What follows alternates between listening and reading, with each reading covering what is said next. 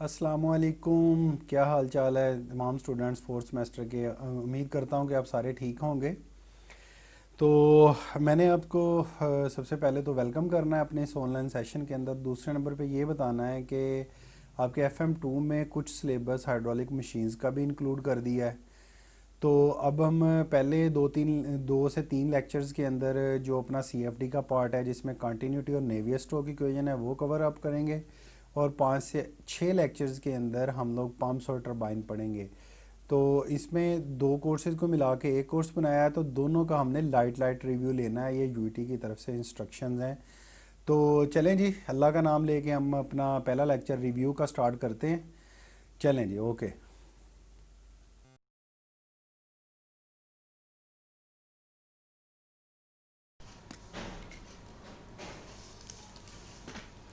Dear students, our subject is fluid mechanics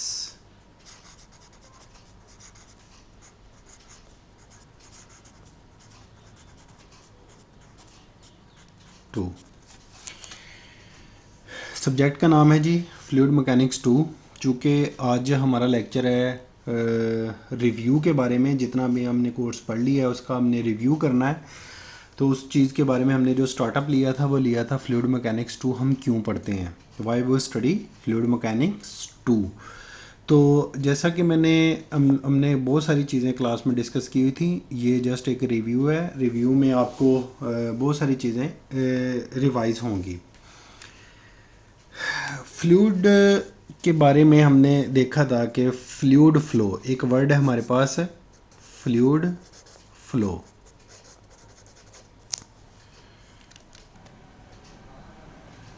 यानी कि fluid की मोशन। ठीक है जी। तो जो फ्लूइड मैकेनिक्स 1 थी उसके अंदर हम फ्लूइड की बेसिक्स पढ़ते हैं, फ्लूइड स्टैटिक्स के बारे में पढ़ते हैं। लेकिन जो फ्लूइड मैकेनिक्स 2 है वो पर्टिकुलरली डील करती है फ्लूइड डायनामिक्स को और फ्लूइड फ्लो को। फ्लूइड मैकेनिक्स 2 हमें क्या बताती है? फ्लूइड मैकेनिक्स 2 फ्लूइड फ्लो की यानी कि डायनामिक हालत में फ्लूइड की जो प्रॉपर्टीज़ हैं, just like velocity, pressure, temperature,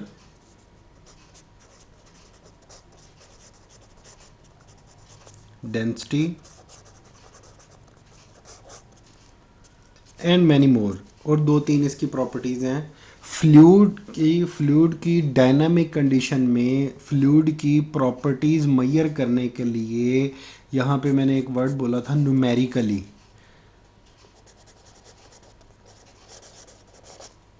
क्या वर्ड बोला था?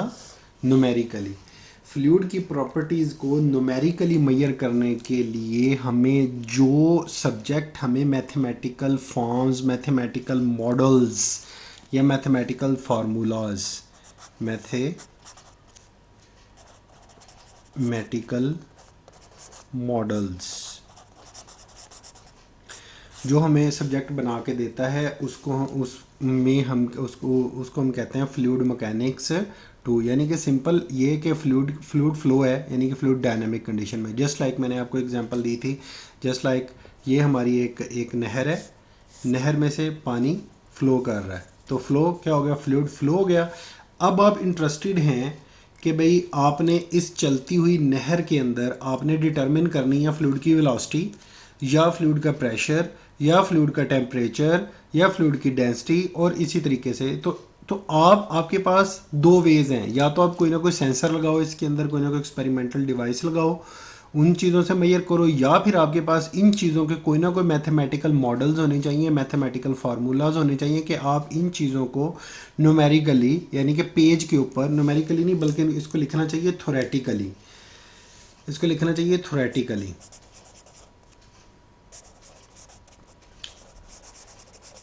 थ्रेटिकली यानी कि पेज के ऊपर आप इस चीज़ को इन फार्मूलों की मदद से आप ये प्रॉपर्टीज़ फाइंड आउट कर सको। तो फ्लूइड फ्लो को ज़ाहिर करने के लिए जो हमारे पास डिफरेंट प्रॉपर्टीज़ हैं उनमें जो सबसे इम्पॉर्टेंट है वो है इक्वेशन ऑफ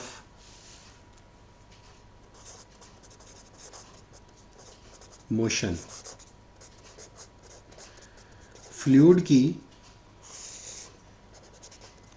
फ्लूइड की मोशन को डिस्क्राइब करने के लिए जो हमारे पास मेनली इक्वेशन यूज होती हैं वो होती हैं दो। Number 1 conservation of mass, number 2 conservation of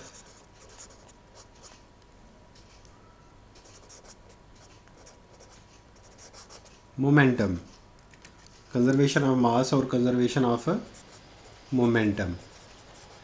मैंने आपको बताया था कंजर्वेशन ऑफ मास का मतलब है कि हमने जितना मास इन किया है वो बराबर हो जाए जितना मास आउट है, और कंजर्वेशन ऑफ मोमेंटम का मतलब है F equal to M A, कि हमने जितनी फोर्स लगाई है उस फोर्स के ज़रिए असर उसमें कितना एक्सेलरेशन पैदा हुआ है, यानी कि उसमें कितनी मोशन प्रोड्यूस हुई है।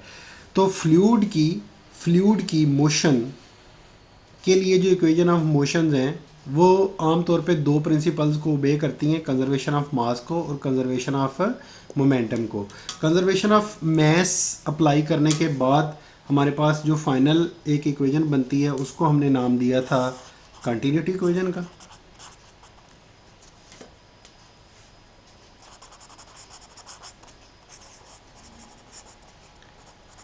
और जो कंजर्वेशन ऑफ मोमेंटम के लिए बनी थी वो थी हमारे पास नेवियर स्टोक्स इक्वेशन।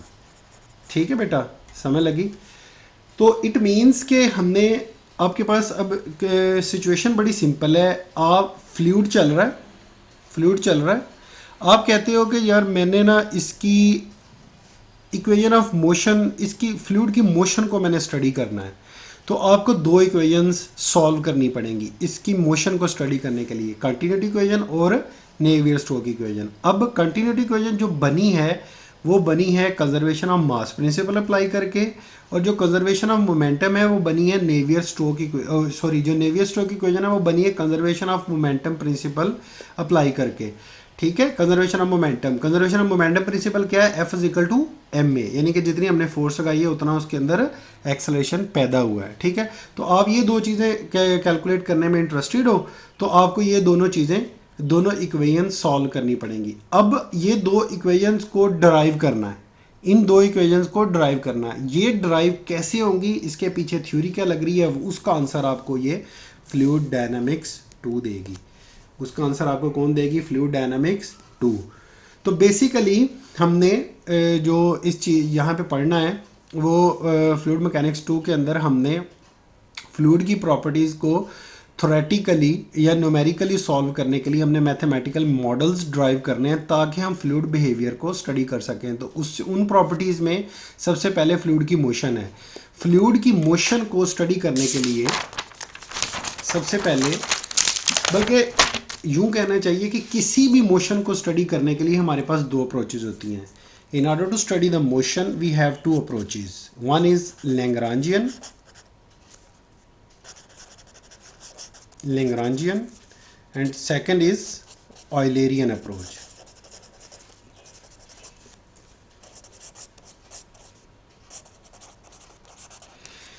अब Lagrangian अप्रोच क्या थी, ज़रा रिकॉल करें इसको। Lagrangian अप्रोच ये थी कि हम ये कहते हैं कि जस्ट लाइक आपके पास एक बिलियर्ड का एक टेबल है, उसके ऊपर डिफरेंट बॉल्स हैं, तो आपने क्या किया है, इसको हिट किया, ये बॉल दूसरी बॉल के साथ टकराई जाके, तो इस तरीके से जो बॉल की मोशन हुई, बॉल फर्ज करें ये बॉल है, इस बॉल ने इस जगह पे आके गिरना है, तो आप अपनी आंख के साथ इसकी मोशन को स्टडी करते जाएंगे, इस पार्टिकल के पीछे पीछे जाते जाएंगे और यहाँ पे ये गिर जाएगी आके। तो Lagrangian अप्रोच होती है पार्टिकल फॉलोइंग अप्रोच, यानी कि एक पार्टिकल को आप ले लेते हैं, आप उसके पीछे पीछे वो पार्टिकल किधर जा रहा है उसको आप स्टडी करते हैं। तो Lagrangian अप्रोच में जो हमारे पास चेंज आती है वो जस्ट आती है विद रिस्पेक्ट टू टाइम या with respect to single variable. ठीक है जी, सिंगल वेरिएबल। मसलन अगर मैंने इस बॉल का एक्सेलरेशन डिफाइन करना है तो मैं क्या कहूँगा, सिंपल dv/dt सिंगल वेरिएबल में। ठीक है, अब जब हम फ्लूइड्स की बात करते हैं तो ये अप्रोच हो जाती है फेल। उसकी रीज़न ये है कि जब एक नहर के अंदर फ्लूइड पार्टिकल मूव कर रहे हैं, तो अगर मैं कहूँ कि विद रिस्पेक्ट टू टाइम अगर T1 पे इसके अंदर 10 लीटर पानी 1 सेकंड में गुजर रहा था, तो हो सकता है कि T2 के अंदर यही पानी जो है वो 15 लीटर हो जाए, हो सकता है वो 10.1 हो जाए। Change with respect to time इसमें चेंजेस आएगी। ठीक है, सिमिलरली अगर टाइम में चेंजेस के साथ साथ अगर मैं कहूँ कि जो इसकी वेलोसिटी एक्स डायरेक्शन में जा रही है, क्या वही वाई डायरेक्शन में है, क्या वही अप्स एंड डाउन है जी डायरेक्शन में, तो आप कहेंगे ऑब्वियसली इसमें चेंज है।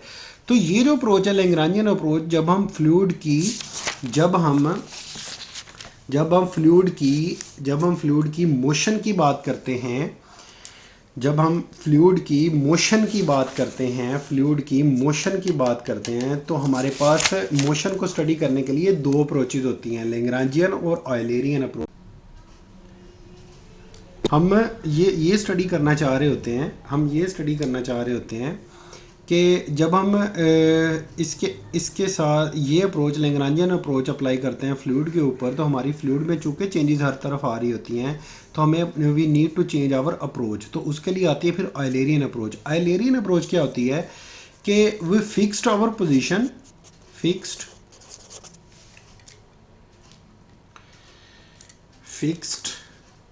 आवर पोजीशन, ठीक है, मतलब एक जगह पे हम खड़े हो जाते हैं। फ़र्ज़ करें आपने एक जगह पर, तो आपके सामने ये रोड जा रही है, ठीक है, तो आप एक जगह पे खड़े होके यहाँ से आप वॉच कर रहे हो। ये फ़र्ज़ करें आपकी लाइट का स्पैन निकल रहा है। इसमें फ़र्ज़ करें T1 में यहाँ पे एक गाड़ी थी, यहाँ पे एक गाड़ी थी, यहाँ पे एक गाड़ी थी।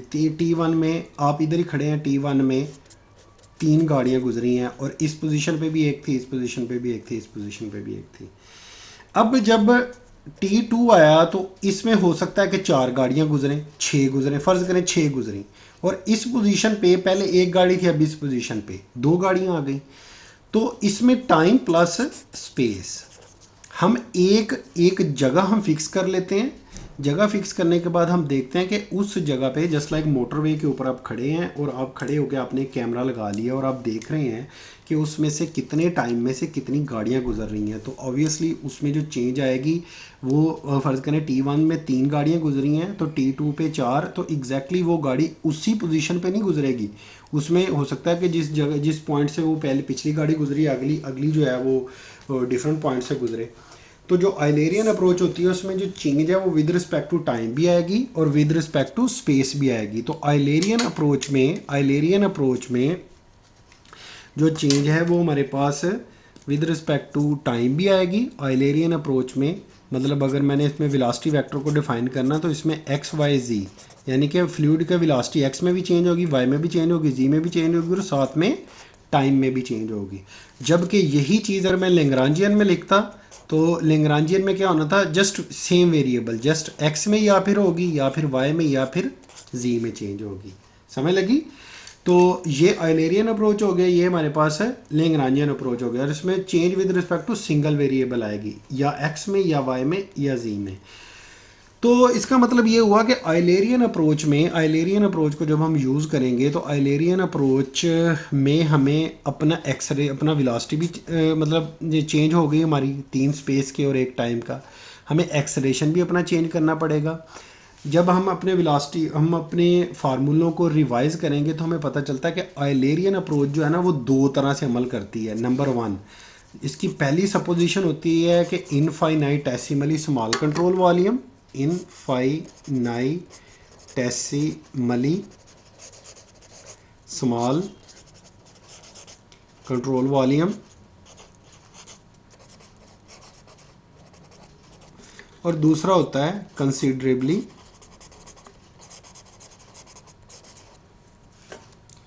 Large control volume. जब आप इनफाइनाइटेसिमली स्मॉल कंट्रोल वॉल्यूम लेंगे तो आपके पास जो रिलेशंस हैं वो बनेंगे इन दी फॉर्म ऑफ पार्शियल। ये बहुत इंपॉर्टेंट पॉइंट है, ये आपने याद रखना है, इन दी फॉर्म ऑफ पार्शियल। और जब आप कंसिडरेबली लार्ज कंट्रोल वॉल्यूम लेंगे तो आपके पास जो रिलेशन बनेंगे वो बनेंगे इन दी फॉर्म ऑफ इंटीग्रल। तो ये दोनों अप्रोचेज कौन सी हैं? ऑयलेरियन अप्रोच के अंदर आप एक जगह पे फिक्स हो जाते हैं और उसमें जस्ट लाइक आप इस नहर के बाहर खड़े हो जाएं, यहाँ पे आप एक डब्बा रख दें कंट्रोल वॉल्यूम, और आपको इधर कोई स्टडी करने की ज़रूरत नहीं है, इधर स्टडी करने की ज़रूरत नहीं है। आपने जस्ट उस डब्बे के अंदर देखना है कि इस डब्बे के अंदर T1 में कितना, इस डब्बे के अंदर T1 में कितना पानी गुजरा है, T2 में कितना गुजरा, और देन इसके X में और Y में और Z में, इसमें जो स्पेस में चेंजेस हैं इस डब्बे के, वो कितनी आ रही हैं। तो आपको इधर से कंसर्न नहीं है, इधर से कंसर्न नहीं है, जस्ट आपको इस डब्बे के अंदर कंसर्न। आई होप कि अब आपको आइलेरियन अप्रोच बिल्कुल क्लियर होगी। तो अब हमने आइलेरियन अप्रोच में अपने एक्सेलरेशन को डिफाइन करना है। वेलोसिटी हमारी ये हो गई, एक्सेलरेशन को डिफाइन करना है। एक्सेलरेशन को आपने डिफाइन किया हुआ है चैप्टर नंबर 4 के अंदर, तो ये मैंने क्लास में भी करवाया था, तो मैं जस्ट इसका फार्मूला लिख के आगे जाऊंगा। तो एक्सेलरेशन हमारे पास होता है पार्शियल, फर्ज करो मैं AX लिख रहा हूँ, तो partial U by partial T plus U partial U by partial X plus V partial U by partial Y plus W partial U by partial Z। I hope कि आपको ये चीज़ याद आ गई होगी। सिमिलरली इधर ए वाई के लिए यहाँ पे सारा V आ जाएगा, और AZ के लिए यहाँ पे सारा W आ जाएगा। तो ये सारा एक्सेलरेशन हमने यहाँ पे डिफाइन किया। तो एक्सेलरेशन हमारे पास ये आ गया। अब आइलेरियन अप्रोच में चूंकि हमने इस बात स्टार्ट की है अपनी इक्वेशन ऑफ मोशन से, तो इक्वेशन ऑफ मोशन में सबसे पहले हम अप्लाई करते हैं जी conservation of mass principle. Conservation of mass का मैंने एक डिटेल जो क्लिप है वो मैंने रिकॉर्ड कराया, मैं सेपरेट अपलोड करूँगा, वो आपने उसमें से उसको सुन लेना है, ठीक है। कंजर्वेशन ऑफ मास का मतलब है जितना मास हम इन किया उतना ही हमने आउट किया। इसके लिए अगर यू कैन रिकॉल, हमने एक इनफाइनाइटेसिमली स्मॉल कंट्रोल वॉल्यूम अलहदा किया था इस तरीके का, ठीक है, इनफाइनाइट। अब इनफाइनाइटेसिमली स्मॉल कंट्रोल वॉल्यूम में जितने रिलेशन थे वो सारे DV की फॉर्म में थे। चूँकि ये वॉल्यूम है ना, तो इसलिए V दिस इज़ वॉल्यूम। हमेशा मैं वेलोसिटी और वॉल्यूम में फ़र्क करता हूँ, ठीक है। वॉल्यूम में मैं नीचे डैश लगाता हूँ, वेलोसिटी में मैं सिंपल लिखता हूँ। तो ये स्मॉल है, तो आपको याद होगा इसके ऊपर हमने कंजर्वेशन लॉ अप्लाई किया था। कंजर्वेशन लॉ अप्लाई करने के बाद हमारी जो फाइनल फॉर्म बनी थी वो थी partial rho by partial T plus partial rho U by partial X plus partial rho V by partial Y plus partial rho W by partial Z is equal to 0। तो ये हमारी थी final equation of continuity. समझ लगी? ये थी partial form में, ठीक हो गया। ये क्या थी? पार्शियल फॉर्म में। इसकी एक इंटीग्रल फॉर्म है। क्या है जी इसकी? एक इंटीग्रल फॉर्म। इंटीग्रल फॉर्म वो मैंने दूसरे सेपरेट क्लिप के अंदर अपना रिकॉर्ड करवाया हुआ है, लेकिन मैं आपको थोड़ा सा बता देता हूँ। इंटीग्रल फॉर्म हमारे पास क्या होती है, हमें रेनॉल्ड ट्रांसपोर्ट थ्योरम अंडरस्टैंड करना पड़ता है इस चीज़ के लिए, वो मैं आपको बाद में बताता हूँ, ठीक है जी। तो ये इक्वेशन आपको देख के अंडरस्टैंड हो गया होगा। तो ये कंजर्वेशन लॉ हमने अप्लाई किया। देखिए अब मैं कहानी को सिंप्लीफाई करता हूँ आपके लिए। देखिए फ्लूइड फ्लो के ऊपर आपने अप्लाई की जी ऑयलेरियन अप्रोच।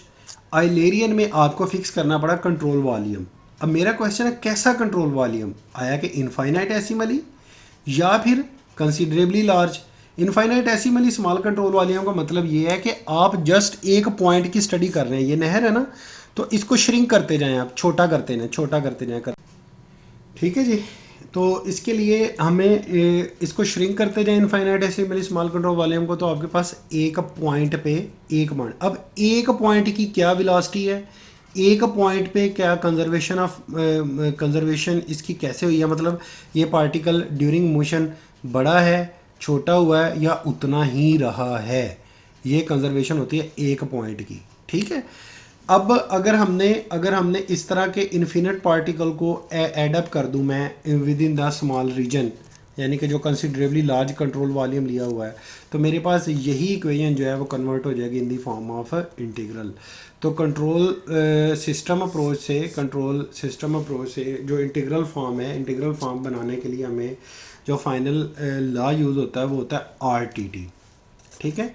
RTT जो मैंने दूसरा लिंक क्लिप रिकॉर्ड करवाया किया है, उसके अंदर मैंने RTT को बड़ी डिटेल में एक्सप्लेन किया, तो आप वहाँ से इस चीज़ को देख लीजिएगा, ठीक है। अच्छा जी जनाब, अब आप आ जाए इधर अपने इस चीज़ के अंदर। मैं इसको थोड़ा सा पढ़ता हूँ, डिफरेंशियल एनालिसिस। इस चीज़ को पढ़ने से पहले मैं थोड़ा सा आपको बता दूँ कंट्रोल वॉल्यूम के बारे में। ये देखें इधर, ये लेट्स सपोज आपके पास एक डिश एंटीना है, ठीक है, ये डिश एंटीना है। अब आपने क्या करना है, इस डिश एंटीना के ऊपर आपने फ्लूइड की फोर्स कैलकुलेट करनी है। क्या करनी है जी? फ्लूइड की नेट फोर्स कैलकुलेट करनी है। तो अब आपको आप फ्लूइड को कैलकुलेट करना कहाँ से स्टार्ट करेंगे? या ये वाला जो फ्लूइड है यहाँ से, या इधर से जो फ्लो आ रहा है, ठीक है, वहाँ से आपको नहीं पता। तो आप क्या करते हैं, इसको एनालिसिस को सिंपल करने के लिए आप इस डिश के गिर्द एक कंट्रोल वॉल्यूम सपोज करते हैं। आप कहते हैं यार इधर जो फ्लूइड चल रहा है, जो इधर चल रहा है, मुझे इन दोनों से कोई कंसर्न नहीं है। मुझे इस डिश के इर्द गिर्द जितना कंट्रोल वॉल्यूम मैंने, वो कंट्रोल वॉल्यूम जिसको मैं इजीली सॉल्व कर सकूं। तो मैं क्या करूंगा, मैं ये करूंगा कि इसके गिर्द मैंने कंट्रोल वॉल्यूम सपोज किया। अब मैं कहूँगा कि फ्लो इन कितना हो रहा है, यहाँ से फ्लो आउट कितना हो रहा है, ठीक है। और इस बॉक्स के अंदर इसके ऊपर नेट रिएक्टिव फोर्सेस कैलकुलेट करने के लिए, चूंकि मैंने मतलब मैथमेटिकल मॉडल्स बनाने हैं, ठीक है, जो कि मेरी मोमेंटम इक्वेशंस बनेगी, जो कि F=ma को डील करती हैं। तो वो मैं अप्लाई करके इस कंट्रोल वॉल्यूम के अंदर, अब देखिए अगर आप इसको रियल लाइफ में अप्लाई करें, रियल लाइफ में अगर मैं कहूँ कि एक डिश के गिर्द अगर जितनी हवा चल रही है, मुझे यार उसकी नेट फोर्स कैलकुलेट करें, आप नहीं कर पाओगे। तो आपको थ्योरेटिकली पेज के ऊपर जाना पड़ेगा, ठीक है। मतलब जस्ट लाइक सपोज करें एक ब्लैक बॉक्स है, आपको नहीं पता कि इसके अंदर क्या हो रहा है। तो मैथमेटिक्स वो चीज़ है जो आपको हिडन चीज़ कैलकुलेट करके देती है इसके अंदर। मतलब इस बाउंड्री पे कोई पॉइंट था ना, ठीक है, इस बाउंड्री पे अगर कोई चीज़ थी, आपको अगर याद हो, इस बाउंड्री पे अगर इस बाउंड्री पे, तो हमने टेलर सीरीज लगा के यहाँ पे इस पॉइंट पे हमने अप्रॉक्सीमेट किया था इस चीज़ को, याद करें टेलर सीरीज, ठीक है। तो इसी तरीके से इस पॉइंट से फिर हमने अगला पॉइंट अप्रॉक्सीमेट किया, फिर अगला अगला अगला, तो हमने लास्ट इस बाउंड्री पे डेल्टा एक्स डिस्टेंस कवर करने के बाद यहाँ पे हमने वो चीज़ कैलकुलेट की थी। आई होप कि आपको ये सारी चीज़ें याद होंगी। अच्छा अगर याद नहीं भी है ना, तो आप मुझे पर्सनली मैसेज कर सकते हैं, मैं आपको ये चीज़ मतलब दोबारा रिकॉर्ड करके आपको समझा दूंगा। मेन चीज़ है कॉन्सेप्ट्स क्लियर करना। तो कॉन्सेप्ट्स के मामले में आपने बेशर्म हो जाना है, समझ रहे हैं ना बात मेरी? बेशर्म समझते हैं कि भाई पूछने में आपने बिल्कुल किसी चीज़ की वरी नहीं करना कि सर माइंड करेंगे या नहीं। जब तक समझ नहीं लगती मुझे बताएं, मैं आपको 10-10 वीडियोस रिकॉर्ड करके भेजता हूँ पर्सनली, सारों को नहीं, क्योंकि फिर लड़के इस तरीके से तंग आ जाते हैं कि क्या सर की बार बार वीडियोस आ रही है। तो बहर कैफ दोबारा इधर आ जाएं। तो ये हमने इस चीज़ पे इस तरीके से हमने कैलकुलेट किया था। आई होप कि अब आपको कंट्रोल वॉल्यूम बिल्कुल समझ लग गया होगा, ठीक है। अब मैं थोड़ा सा आपको इधर से पढ़ के सुनाता हूँ। चैप्टर नंबर 9 है जी, differential analysis of fluid flow. Differential मतलब कि आपने डिफरेंशियल मतलब स्मॉल स्केल पे कंटिन्यूस, डिफरेंशियल का मतलब होता है continuous change, continuous analysis of fluid flow के कंटिन्यूस फ्लो का जो एनालिसिस है उसमें जो चेंजेस आ रही हैं उसका आपने एनालिसिस करना है। अब देखें वो कह रहा है, अगर वो कह रहा है in this chapter we drive differential equation of motion. याद रहे क्या? Differential equation of motion, equation of motion जो थी वो हमने ड्राइव करनी है, namely conservation of mass. Conservation of mass की ये देखें, कंजर्वेशन ऑफ मास की क्या इक्वेशन निकली थी? कंजर्वेशन ऑफ मास की हमारे पास कंटिन्यूटी इक्वेशन निकली थी, और कंजर्वेशन ऑफ मोमेंटम की नेवियर स्टोक्स इक्वेशन निकली थी, ठीक है। तो conservation of mass continuity equation and Newton second law. What is F=ma? Newton second law, the Navier-Stokes equation. The equation apply to every point in flow field, every point. अब देखिए यहाँ पे मैंने क्या कहा था कि पहले हम सिंगल पॉइंट के लिए रिलेशन फाइंड करेंगे, देन हम इसको इंटीग्रेट करके एवरी पॉइंट के ऊपर हम अप्लाई करके इस कंट्रोल वॉल्यूम के अंदर, कंसिडरेबली लार्ज कंट्रोल वॉल्यूम के अंदर हम वो चीज़ें कैलकुलेट करेंगे। तो कह रहा है कि these equation apply to every point in the flow field and thus enable us to solve for all detail of flow everywhere in the flow domain, ठीक है। वो जो कंट्रोल वॉल्यूम है उसके अंदर हमें हर जगह पे वो फिर इंटीग्रल फॉर्म जो है वो दे देगा। Unfortunately most differential equation encountered इन फ्लूइड मैकेनिक्स, ये बहुत इंपॉर्टेंट पॉइंट है। फ्लूइड मैकेनिक्स के अंदर जो हमारे पास इक्वेशन आती हैं, जो जिसमें हमारे पास कंटिन्यूटी इक्वेशन है या नेवियर स्टोक्स इक्वेशन है, are very difficult to solve and often require the aid of computer. ये जो इक्वेशन होती है ना, कंटिन्यूटी इक्वेशन और नेवियर-स्टोक्स इक्वेशन, ये बहुत डिफिकल्ट होती हैं सॉल्व करने के लिए। इनका एग्जैक्ट सोल्यूशन तो आ नहीं सकता। एग्जैक्ट सोल्यूशन इसलिए नहीं आ सकता, मैंने आपको क्लास में बताया था कि किसी भी सिस्टम ऑफ इक्वेशन का एग्जैक्ट सोल्यूशन तब आता है जब number of equation number of unknown के बराबर हो जाए। अब देखें ये एक इक्वेशन है, एक इक्वेशन में कितने अननोन है, चलें फर्ज करें डेंसिटी नोन है, तो 1 2 3 तीन वेलोसिटी के कंपोनेंट आपके पास अननोन है, तो 3 अननोन है, एक इक्वेशन है, तो इस इक्वेशन का कभी भी आपके पास एग्जैक्ट सोल्यूशन नहीं आ सकता। तो आपको अब देखें इस फ्लो फील्ड के अंदर फर्ज करें आप मैं कहता हूँ कि बिलियंस पार्टिकल्स को, बिलियंस, एक पार्टिकल की चेन, फिर दूसरे की चेन, फिर तीसरे की चेन, इन बिलियंस पार्टिकल को आप एडअप करें तो आपको ओवरऑल चेंज इस फ्लो डोमेन के अंदर आपको मिल जाएगी। ठीक है, तो ये बिलियंस पार्टिकल को एडअप करने के लिए आपको कंप्यूटर की एड की ज़रूरत पड़ेगी। ठीक है, तो आप हाथ से तो नहीं कर सकते, कंप्यूटर की एड की मदद से आप इस चीज़ को कर सकते हैं। तो इस चीज़ को जो हम इन पार्शियल डिफरेंशियल इक्वेशन, बहुत इंपॉर्टेंट फिक्रा बोलने लगा हूँ मैं, जब आप इन पार्शियल डिफरेंशियल इक्वेशंस को, कौन कौन सी, कंटिन्यूटी और नेवियर-स्टोक्स इक्वेशंस, इन पार्शियल डिफरेंशियल इक्वेशंस को कंप्यूटर में जाके सॉल्व करते हैं, तो वो जो सब्जेक्ट आपको नॉलेज फ्राहम करता है वो होता है CFD। क्या होता है वो? CFD, computational fluid dynamics. तो फ्लूइड मैकेनिक्स 2 का और CFD का बड़ा रिलेशन है। CFD में जो चीज़ें, जो मैथमेटिकल मॉडल्स आपने कंप्यूटर में जाके सॉल्व करने हैं ना, वो बनते कैसे हैं वो आपको FM2 के अंदर पता चलता है। ठीक है जी, चलें जी, आ जाए इधर जी इंट्रोडक्शन के अंदर। इसको मैं थोड़ा सा पढ़ता हूँ क्योंकि ये चैप्टर की जो बेस है वो कवर करनी बहुत ज़रूरी है। चैप्टर नंबर 5, ध्यान से इन चैप्टर नंबर 5, अब चैप्टर नंबर 5 आपको क्लियर होना चाहिए, अगर नहीं है तो मुझे बताएं, मैं करवा देता हूँ। We derive control volume. अब देखिए कंट्रोल वॉल्यूम का वर्ड आया ना, तो आपको फ़ौरन से पहले पता चल जाने की चाहिए कि कंट्रोल वॉल्यूम का क्या मतलब है, कि हमने अपनी पोजीशन फिक्स की हुई है, हम जस्ट उस स्मॉल कंट्रोल वॉल्यूम को स्टडी कर रहे हैं यहाँ पे। ठीक है, we did the same for momentum. The control volume technique is used when we are interested in the overall feature of flow such as mass flow rate into and out of the control volume or net force applied to the body. हम mass flow rate और जो forces apply होती हैं with in this control volume, हम उस चीज़ में interested होते हैं control volume. An example is sketched in 9.1a। 9.1a के अंदर वो कह रहा है कि वो एग्जांपल हमने दी है, for the case of wind flowing around the satellite dish, a rectangular control volume is taken around the vicinity of satellite dish as sketched. If we, समझ लग रही है ना, if we know the air velocity along the entire control surface, we can calculate the net reactive forces on the satellite dish without ever knowing any detail about its geometry. अगर हमें flow field की velocity पता चल जाए, अगर velocity पता चल जाए, वेलोसिटी से आप एक्सेलरेशन फाइंड करोगे, उसको मास से मल्टीप्लाई करके आप फ्लूइड की नेट फोर्स कैलकुलेट कर सकते हो। अब आपको इस चीज़ में मतलब जो सैटेलाइट डिश की ज्योमेट्री है वो कैलकुलेट करने की ज़रूरत नहीं पड़ती। The interior of control volume in fact treated like a black box. मैंने जैसे आपको बताया ना कि इसके अंदर आप मतलब कोई सेंसर या इस तरह की चीज़ें नहीं लगा सकते, मुश्किल हो जाता है, डिफ़िकल्ट हो जाता है। तो आप क्या करते हैं, आप इस चीज़ को ब्लैक बॉक्स कंसिडर करते हुए इसके अंदर आप मैथमेटिकल फार्मूले अप्लाई करके उन चीज़ों को कैलकुलेट करते हैं।